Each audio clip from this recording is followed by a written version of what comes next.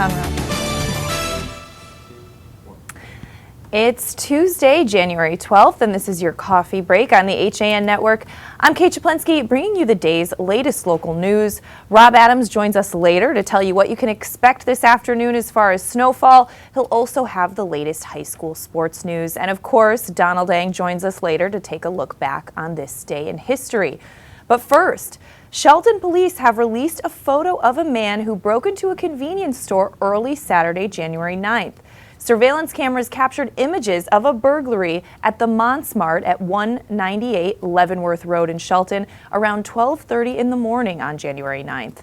Footage shows the suspects entering the lot in an older model light blue station wagon. The passenger got out of the vehicle and smashed the front glass door with a tire iron, then entered the store, stealing cigarettes and some other items. Police said the vehicle described and the suspect pictured are believed to be responsible for recent burglaries not only in Shelton but surrounding towns as well. Shelton police ask anyone who recognizes the man in the photo or who has any information pertaining to the burglaries to call them at 203-924-1544. All calls will be kept confidential. And in Milford, police have identified the woman who died in a motor vehicle accident on Saturday as 60-year-old Sandra McDonald of Milford. According to police, on January 9th, Milford police responded to a motor vehicle accident on Buckingham Avenue near Oldfield Lane. A preliminary investigation revealed that a motor vehicle traveling southbound on Buckingham Avenue near Oldfield Lane, operated by McDonald, crossed over the double yellow lines, striking the guardrail on the northbound side of the road. The vehicle continued to travel southbound in the northbound lane when it struck another vehicle that was traveling northbound. Both operators were taken to the hospital where McDonald was pronounced dead. The operator of the other vehicle is reportedly in stable condition and is being treated for injuries. According to Milford fire officials, the accident took place around 5:30 in the evening. The first arriving units found both drivers inside their vehicles, with one requiring extrication. Fire personnel used the Jaws of Life hydraulic tool to free the drivers from the wreckage, while department paramedics provided advanced life support. And the Trumbull Police Department, Trumbull EMS, and the town's director of nursing released a joint statement on Monday about the state's ongoing opiate epidemic that claimed the life of a 24-year-old Stratford man at the Starbucks in Trumbull Center last Wednesday. Officials said that was the first time that the police, along with Trumbull EMS, were unsuccessful in reviving a victim who was suspected of overdosing on heroin since first responders were giving training using Narcan, which is a drug that's used to reverse the effects of opiates in the field. Since July 2015, Trumbull Police and EMS have responded to 11 suspected opiate-related overdoses. They've been successful in saving 10 of those victims. Police Chief Michael Lombardo said opiate usage has flooded suburbia and no one is immune. He went on to say it's important to understand that heroin use has increased across the United States among men and women, most age groups, and at all income levels. They said some signs to look for if you are worried someone you love is using heroin. One is a constant runny nose, or someone being sleepy and then active and wanting to interact in an excitable manner. Somebody wearing long sleeve shirts or pants during summer months, attempting to hide track marks, and failing to eat, or complaints of nausea, doing poorly at work or school, as well as many other symptoms you can find at TrumbullTimes.com. They say heroin can be powdery or a crumbly substance ranging from off-white to dark brown in color. The public safety official said concerned residents of any town or city in the state should call the Connecticut Info Line at 211 or visit infoline.org for information. As we said, you can get more information at TrumbullTimes.com. And in an interesting update on a story we brought you yesterday, a Shelton man charged with running a marijuana grow operation out of his basement after he called 911 to report a home invasion told the Valley Independent Sentinel that police responding to his Quaker Ridge Road home had only one objective, and that was putting him behind bars for possessing medical marijuana. 36-year-old William Frascatore spoke to the Valley Indy Monday and angrily denied growing pot. Shelton police say they're actively investigating the home invasion, but that the amount of pot Frascatore had far exceeded the limit for medical use allowable under the law. Frascatore recounted the scary incident Friday morning, during which two men broke into his house through an open door. Police said Frascatore had told them the robbers tied him up, but he said Monday that wasn't the case. The two thieves made off with cash and jewelry, and after the men left, Frascatore called 911. Police responded, he said, and started asking him questions about drugs. Frascatore said they just asked him if he had any controlled substances in the house, and he said that he did. He buys and consumes medical marijuana legally under a state law passed in 2012. You can get more information on that story at valleyindy.org.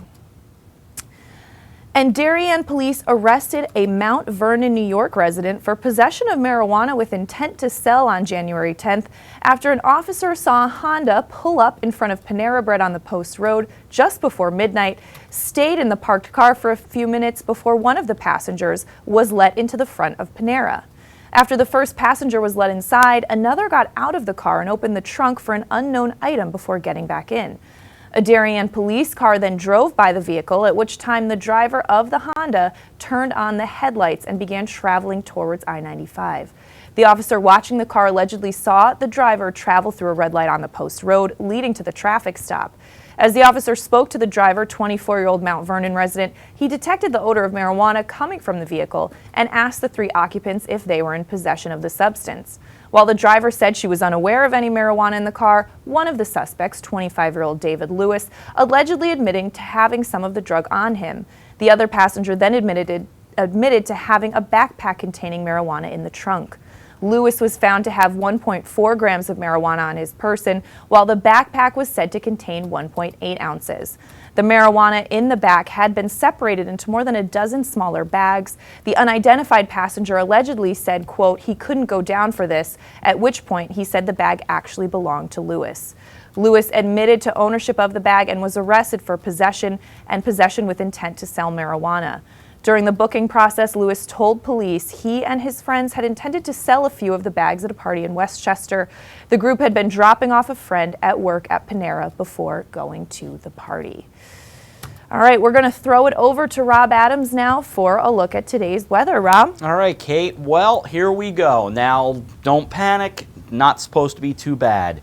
Snow mainly after 4 this afternoon. A high near 39, wind chill values between 25 and 30, with the wind from the south at 10 to 13. It's an 80% chance of precipitation with total snow accumulation of less than a ½ inch possible.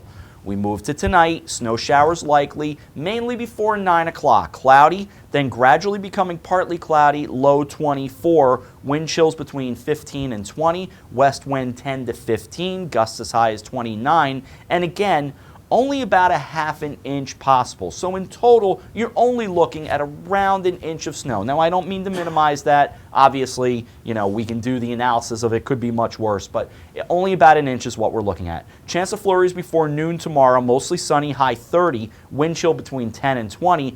Wind is going to gust as high as 29 from the west. Tomorrow night, increasing clouds, low 16. Thursday, partly sunny, high 33. To Friday, partly sunny, high near 41. We have a chance of some freezing rain that we'll keep an eye on Friday night into Saturday with rain, snow, and freezing rain likely. That's Saturday, though, and the temperatures, again, will be hovering right around 30 or 40. So all that we'll keep an eye on as the week goes along. But right now, in Norwalk, it's 36. In Stamford, it's 36. Why Norwalk and Stamford? Maybe we'll get to that in sports. And in Shelton, it's 33 degrees, Kate. All right, thanks, Rob. Well, we're going to take a break. When we come back, Donald Eng's going to take a look back on this day in history. Rob has the latest in sports news, and we have some more local headlines coming up on your coffee break after this.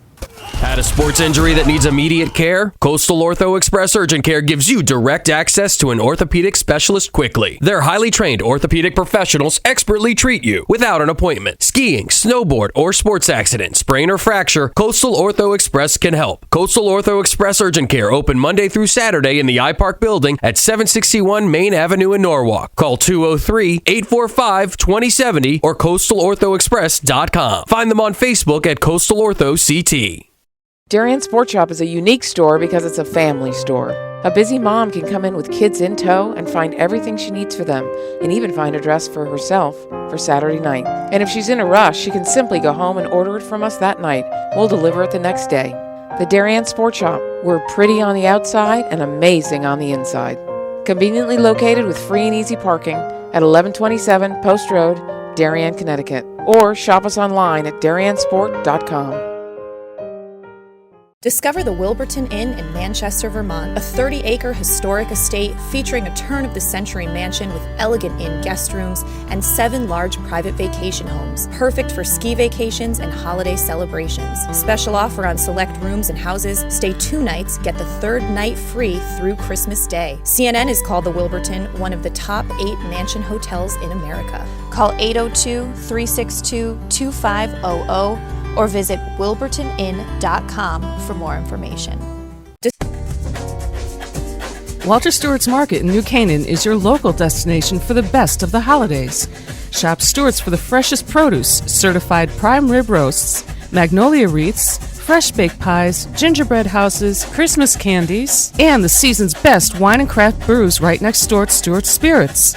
Shop Walter Stewart's, 229 Elm Street in New Canaan, or shop online at stewartsmarket.com. Hi, I'm Rob Adams with my good friend Donald Eng, and we're the home team for Nutmeg Sports, Monday through Wednesday at 2 o'clock right here on the HAN Network. We are the place for all things Connecticut sports, so come hang out with us on Nutmeg Sports. Don? They don't call him the best color man in the game for nothing. Nutmeg Sports, 2 o'clock, Monday through Wednesday, right here on the HAN Network.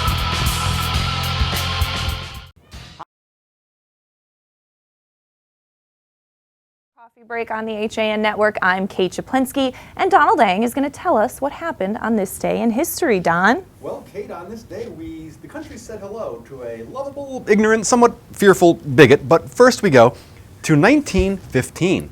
The House of Representatives rejects a proposal that would have given the right to vote to women. Actually, it would have re-given it to them because as early as 1776, some states, including New Jersey, had allowed women to vote.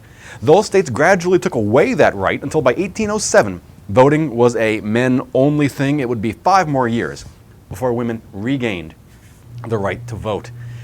To 1921, in an effort to restore confidence in baseball following the Black Sox scandal, Judge Kennesaw Mountain Landis elected baseball's first commissioner. As an interesting historical fact, by the way, Landis was named after the Civil War battle in which his father lost his leg. As a historical footnote, the Battle of Kennesaw Mountain took place during the Atlanta campaign, so that's before the fire in Gone with the Wind. General William Sherman had ordered his men to make a direct assault on the Confederate defenses. 3,000 of them had been killed or wounded.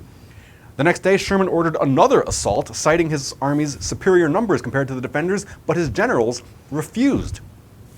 Sherman stormed off, then cooled down and wrote a sad, introspective letter to his wife, wondering what had happened that he considered ordering 3,000 men to certain death or dismemberment to be a trifling thing, something to be done after breakfast. For the rest of the war, Sherman never again ordered infantry assaults on fortified positions. 1969. The New York Jets of the American Football League defeat the Baltimore Colts of the NFL to win Super Bowl III in what is one of the great upsets in sports history and also influential. It paved the way for the merger of the AFL-NFL that created the modern-day National Football League. And finally, now we go to 1971, 45 years ago, when our ear holes were first assaulted by this. In Hollywood. Boy, the way Glenn Miller played.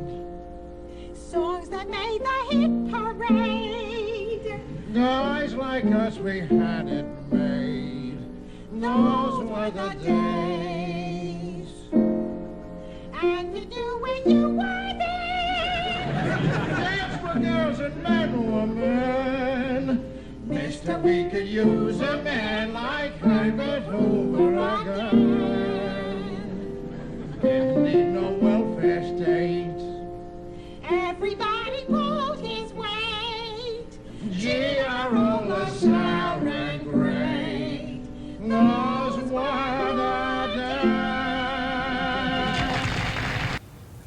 It's Gene Stapleton there, providing one of the high points in television history. All in the Family premieres on CBS. The show broke ground in its depictions of issues previously considered unsuitable for network television, such as racism, homosexuality, women's liberation, rape, religion, miscarriage, abortion, breast cancer, the Vietnam War, menopause, and impotence, to name a few things that the show tackled. Through depicting these controversial issues, the series became arguably one of television's most influential comedies. It injected the sitcom format with much more realistic topical conflicts, the show ran 9 seasons, including a 7-year run at #1. With your look back in history, I am Donald Ing. All right, thanks so much, Don. Well, getting back to a little more news today, Seymour police used stop sticks to flatten the tires of a fleeing vehicle and arrested the 3 juveniles and 1 adult inside in connection with a series of vehicle break-ins. Hearst, Connecticut media said the incident began with the South Main Street resident reporting to police that someone was trying to break into a vehicle parked in the driveway early Thursday morning. When the suspects saw the arriving officer, they fled at a high rate of speed on South Main Street toll road Ansonia.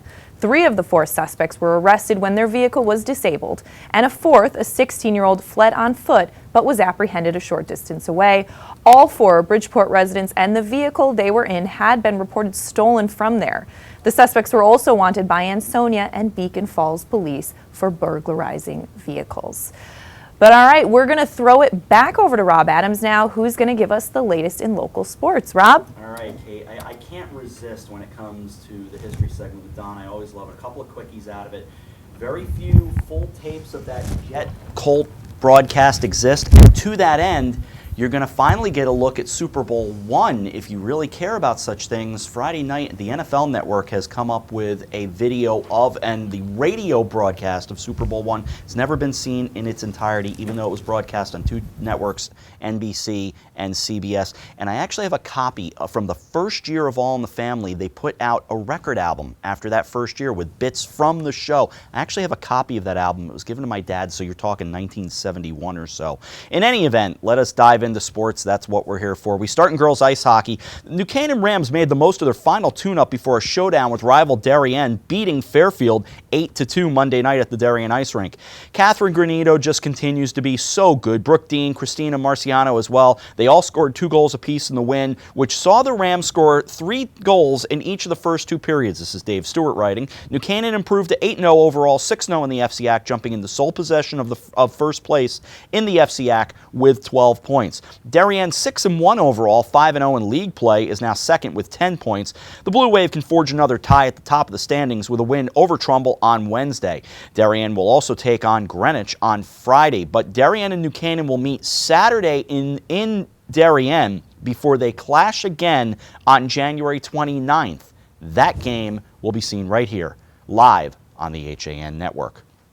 Over to boys ice hockey now. Senior forward Cam Pollock scored a pair of third-period goals on Monday night to power the once-beaten Xavier of Middletown boys hockey team to a 3-1 win over St. Joseph in a game played at Wesleyan University. Also from boys ice hockey, it was West Hill Stamford over Norwalk McMahon 9-3. Milford, the co-op, beat Wilton 5-2. And Greenwich doubled up New Canaan 6-3. We move over to boys basketball, and momentum was hard to come by Monday night in the Darien High School gym. But when the New Canaan boys basketball team needed it most, junior guard Tyler Sweeney provided the spark. He scored a game-high 21, including 11 in the fourth quarter, as the Rams scored a 46-43 victory over the rival Blue Wave in the Tony LaVista Memorial game.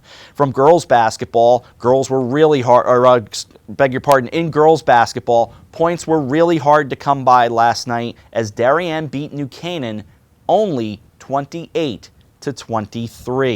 We switch over to the schedule now. It's Staples and Ridgefield tonight in boys basketball, St. Joseph at Ludlow, West Hill at McMahon, Trumbull home for Ward, Wilton at Greenwich, and Central at Danbury, and oh, by the way, Norwalk at Stamford. Remember I was given the weather forecast before and I gave the temperatures? Norwalk and Stamford.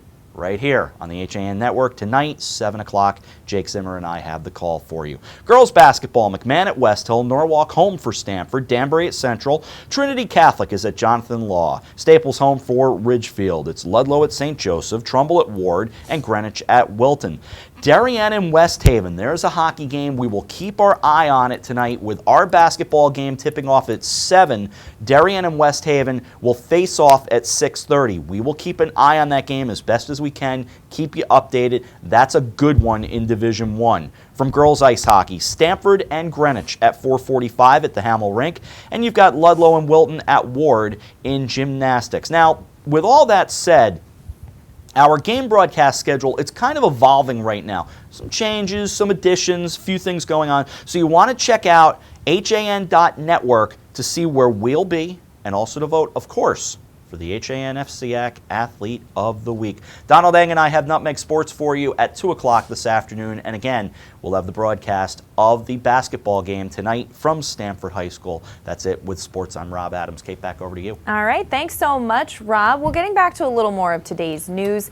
Each year, Forbes releases its 30 under 30 list of the brightest young entrepreneurs, breakout talents, and change agents in 20 different sectors. This year, 2 women with ties to Wilton made the list, Taylor Feely and Abby Elliott. Feely is a 26-year-old immunology researcher and a PhD candidate at the University of Chicago whose novel way at looking at food allergies through the prism of gut bacteria has led to the development of potential new probiotics that, for example, will allow infants with allergies to milk to drink it safely. A 2007 Wilton High School graduate, Feely was one of 650 young scientists chosen to attend the 65th Lindau Nobel Laureate meeting in Germany last year. Elliott is a 28-year-old actor and comedian who seems to be on the road to small screen comedic success, according to Forbes. Raised in Wilton, Elliott is known for her roles on Saturday Night Live and How I Met Your Mother. She now stars in Bravo's first scripted series, Odd Mom Out, which renewed a second season in August. Elliott graduated from Immaculate High School in Danbury in 2005 and studied at Upright Citizens Brigade Theater in New York, according to her Facebook page. She is the daughter of actor Chris Elliott, who lived on Middlebrook Farm Road until 2003. And in Stratford, furlough days, reductions in funding to the town's medical and workers' compensation internal service fund, and spending freezes are among the ways that Mayor John Harkins is presenting to solve Stratford's budget deficit. Harkins announced Monday afternoon his plan to resolve the $5.4 million deficit in the 2015-16 fiscal year spending plan. Harkins proposes reducing funding to the Medical and Workers' Compensation Internal Service Fund, which would save $3 million, adding $580,000 in unbudgeted money from the Water Pollution Control Authority Enterprise Fund after the WPCA plant was not sold, a targeted 2% savings from municipal departments adding up to about $630,000, and furlough days for non-union employees. You can get more information on that story at stratfordstar.com. We're going to step out for a quick break. When we come back, we're going to recap some of the top stories in the area today. Rob Adams will give us one more look at local weather when we come back on your coffee break after this. It's time to come back to hometown banking, where people are taken into account, not just balances, where community comes first, a place where there's more than one kind of interest, where automation will never replace consideration, where they not only know your name, they know your dog's name too. It's time to expect more. It's time to bank well. Bank smart. Bank local. Bank well. I really wanted something that felt like a home. Coming from a big house, I wanted the feel of a home as opposed to a condo. The construction is incredible, whether it's the floors, the fireplace, the moldings, the lighting. It's as peaceful as my home was in the middle of the woods. It feels like a house. It does not feel like a condo or a townhome. I feel like I'm in my house.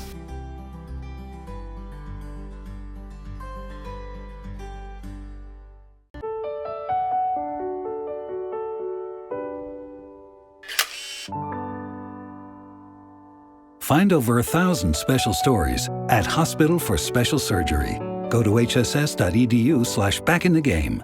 I was jogging 5 months after my cartilage tear. Skiing a year after hip surgery. And playing grandma 4 weeks after hip replacement. One special hospital, 1,000 special stories. See Connecticut patients at hss.edu/CT.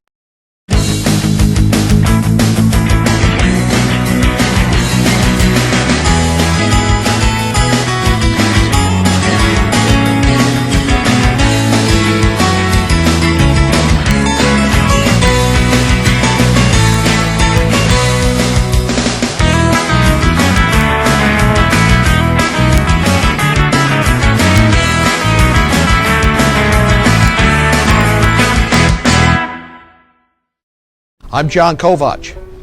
I'm a newspaper editor. I'm a high school football coach. I'm a television presenter. And I want you to love fishing as much as I do. Tune in to Yankee Fisherman, Thursdays at 1 on the HAN network. It's like going to the tackle shop without leaving your office.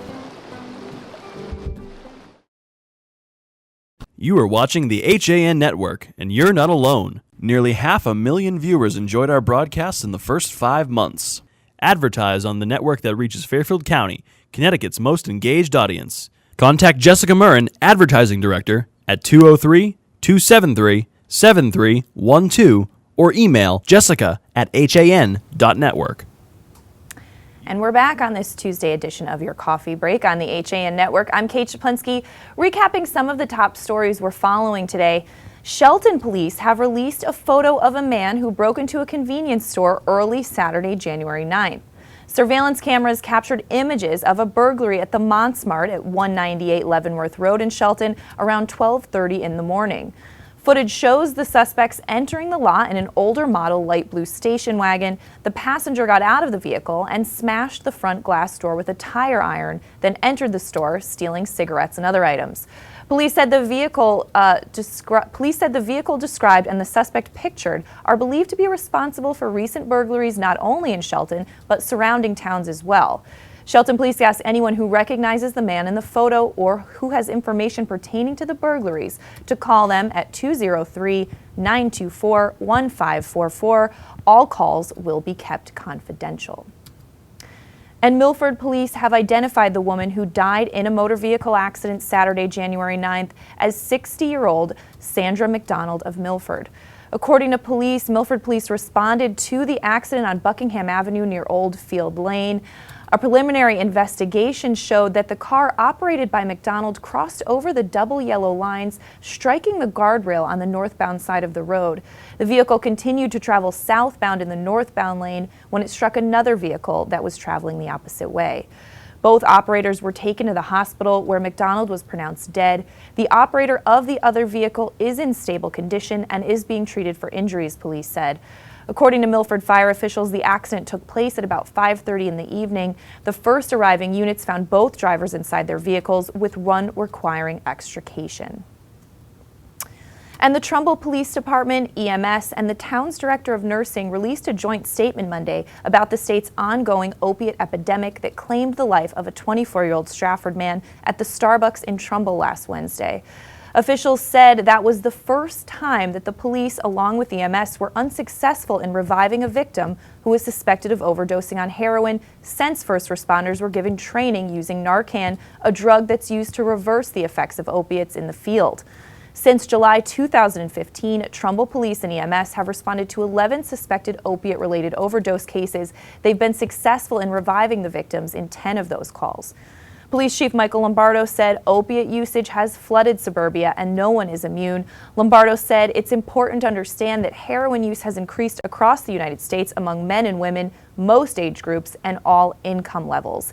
They also give some signs to look for if you're concerned that somebody you love is using heroin. You can get more information on that at TrumbleTimes.com. Public safety officials also say that anyone concerned can get more information by calling 211 or visiting the Connecticut Info Line at infoline.org for free information. And in an interesting update on a story we brought you yesterday, a Shelton man charged with running a marijuana grow operation out of his basement after he called 911 to report a home invasion told the Valley Independent Sentinel that police responding to his Quaker Ridge Road home had only one objective, and that was putting him behind bars for possessing medical marijuana. 36-year-old William Frascatore spoke to the Valley Indy Monday and angrily denied growing pot. Shelton police said they're actively investigating the home invasion, but that the amount of pot Frascatore had far exceeded the limit of medical use allowable under the law. Frascatore recounted the scary incident Friday morning during which two men broke into his house through an open door. Police said Frascatore had told them the robbers tied him up, but he said Monday that wasn't the case. The two thieves made off with cash and jewelry, and after the men left, Frascatore called 911. Police responded, he said, and started asking him questions about drugs. Frascatore said they just asked him if he had any controlled substances in the house. He said he did. He said he buys and consumes medical marijuana legally under a state law passed in 2012. You can get more information on that story at valleyindy.org. Going to throw it over to Rob Adams for one final look at today's weather. Rob? All right, Kate, we're going to see some snow today, 80% chance of it, mainly after 4 this afternoon with a high near 39, wind chill values between 25 and 30, only about a ½ an inch possible. That's kind of the high number, is a ½ inch. Snow showers likely tonight, mainly before 9. Cloudy, then gradually becoming partly cloudy with a low around 24 and wind chill values between 15 and 20. West wind 10 to 15 miles per hour, gusts as high as 29. And again, only about a ½ inch possible. So in total, we should see just about an inch. That's my math skill. ½ inch makes an inch. Chance of flurries before noon tomorrow, mostly sunny, high near 30. We're going to see the gusts high as 29 miles per hour, wind chill between 10 and 20 degrees. Tomorrow night, low around 16 with increasing clouds, partly sunny, 33 for Thursday, partly sunny, 41 for Friday. And one note that I just saw, looks like Seymour has canceled their after-school activities. So we're going to keep an eye on them, and of course follow us on Twitter. We will keep you posted with all that. Thanks to John Kovach for passing that note along. Look around the region right now. Norwalk up to 37. Stamford staying steady at 36. Shelton still 33 degrees. Kate, I'll see you for Nutmeg Sports and basketball later on tonight in Stamford, weather permitting, I assume. Yeah, all right. Thanks, Rob. And coming up at 12:30, The Drive with Denise is live in studio. She has a special guest. They're going to be talking about New Year's resolutions, so definitely check that out. But that's going to do it for today's edition of Your Coffee Break. We'll be back tomorrow at 11. Have a great Tuesday, everyone.